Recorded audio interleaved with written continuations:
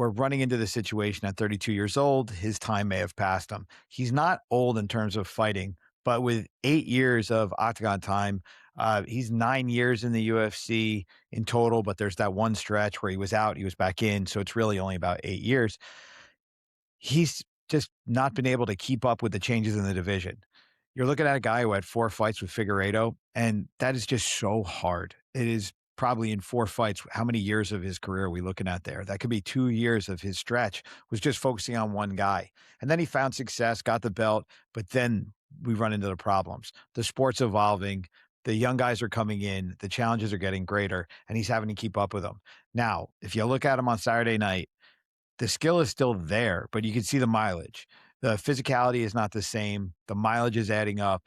And now this is the opportunity that the young guys have to come in and take out some of these old guard. Now, Moreno is not somebody that I think is done. I think that with a little bit of reinventing himself, he can do it.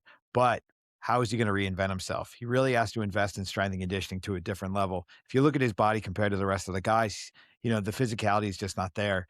He always has the energy. He always has the aggression. It's just, does he have the technique and the speed and the physicality to keep up with the guys that are coming in right now? Kavanaugh had a very good game plan. He was younger, more explosive, was able to weather the storms that would come his way. But again, he was just sharper. And that's the problem. A lot of these guys, as they get older, that blade gets dulled. That time in the octagon takes something from you. You do need to take time off and to reevaluate and to rework on some of your skills. And the physicality is the big one. It's just having the ability to physically perform with these young guys is what keeps you relevant.